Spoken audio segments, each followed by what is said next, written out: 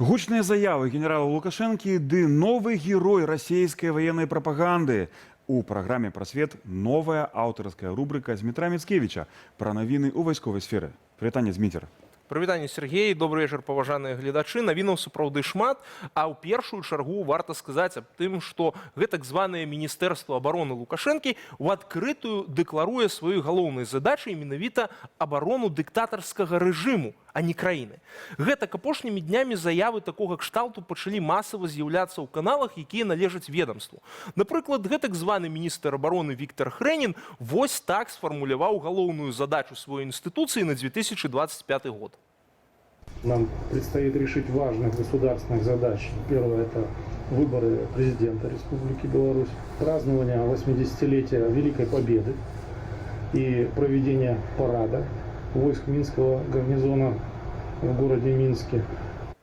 А падначаленыя Хрэніна заявілі аб тым, што цяпер, маўляў, навучаныя досведам мінулых гадоў і адкрыта будуць прыцягваць войска для, цытата, забеспячэння правапарадку падчас выбарчага працэсу.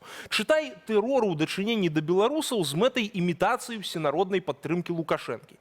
У той жа момант у гэтак званым Міністэрстве абароны працягваюць распавядаць байку аб тым, што замежныя дзяржавы рыхтуюць правакацыі падчас псеўдавыбарчага спектаклю ў Беларусі. Больш за тое, памочнік Хрэніна Валер Равенка заявіў аб планах захаду выкарыстаць для гэтага беларускіх добраахвотнікаў.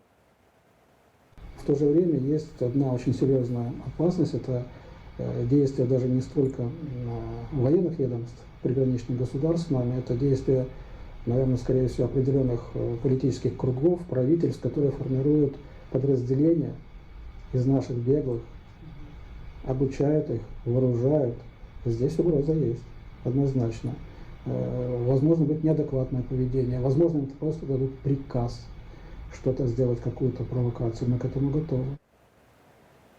Старая і вядомая песня. Ворагі імкнуцца дэстабілізаваць абстаноўку ў краіне, а таму трэба выдзеліць яшчэ больш сродкаў на тое ці іншае ведамства, якое і генеруе, як такія фэйкавыя пагрозы, гэтак і метады барацьбы з імі. Ну, імітацыя бурнай дзейнасці, як яна ёсць. Змітер, дзякую, вельмі цікавыя матэрыялы. Войска на выбарах будзе пільнаваць бяспеку. Мы ўжо гэта бачылі, так? Ну, па-першае, войска на выбарах асацыюецца з нейкімі дзяржавамі Лацінскай Амерыкі, альбо Афрыкі, альбо нейкай далёкай Азіі, але ж не ў Еўропе, так? І тут войска мы бачылі ў 2020 годзе. Навошта ім зноў казаць пра войска на выбарах, хаця відавочна, што Лукашенка і сілавікі, спецслужбы сітуацыю ў Беларусі, ну, збольшага, прынамсі, кантралююць. Ну вось гэта якраз і кажа пра іх неўпэўненасць, што яны кантралююць, таму што рэальна ў іх планаванне такое. Яны сапраўды упэўненыя ў тым, што ім прыйдзецца сутыкнуцца з нейкімі знешнімі пагрозамі.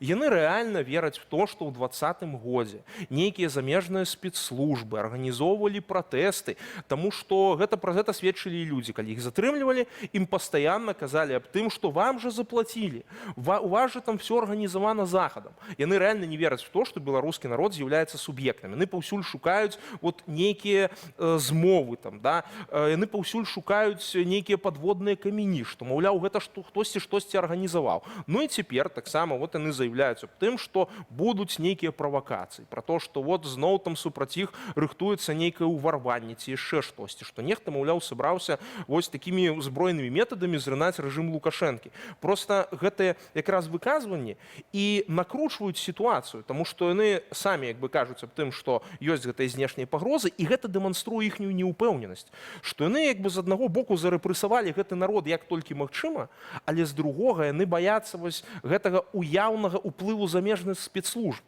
Хаця мы ж выдатна разумеем, што калі замежныя спецслужбы сапраўды будуць займацца гэтым пытаннем, то рэжым Лукашэнкі нават не паспее зразумець, што адбылося. Так, лукашэнкаўскія генералы Хрэнін і Равенка асобна ад сябе заявілі падобныя рэчы. Хрэнін, як мы ўжо абмеркавалі, заявіў, што войска мае пільнаваць парадку падчас выбараў, а Равенка, які займаецца міжнароднай супрацай, заявіў, што, маўляў, замежныя дзяржавы ці то з добраахвотнікамі беларускімі рыхтуюць правакацыі супраць Беларусі. Гэта значыць з замежжа, так?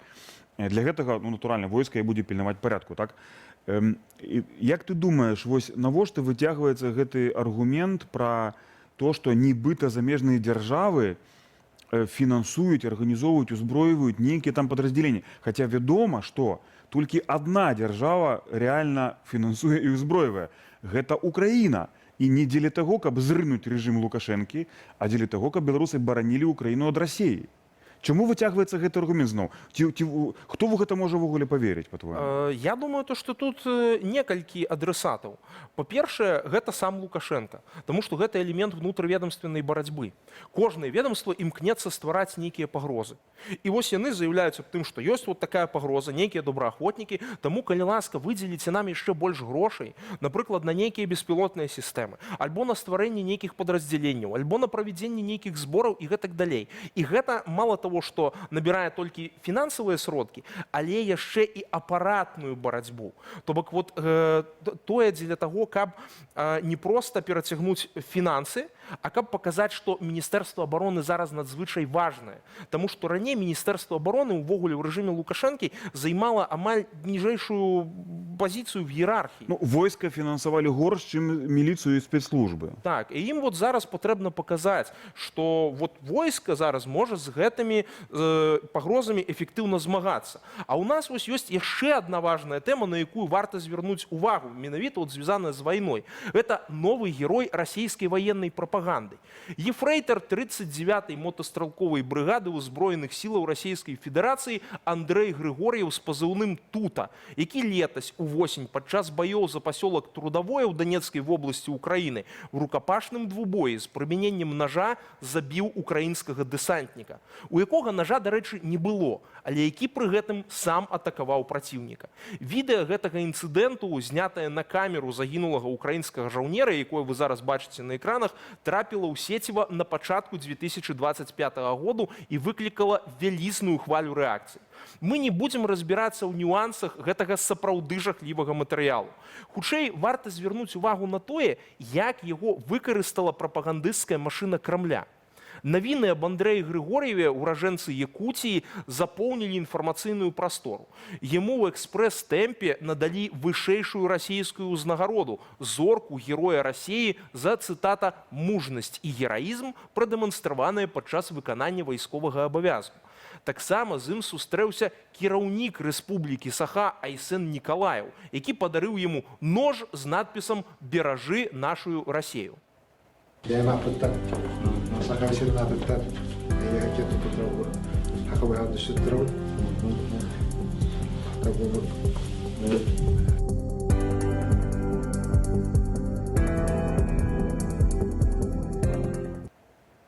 Ну а гісторыя якуцкага штурмавіка пачала абрастаць новымі падрабязнасцямі.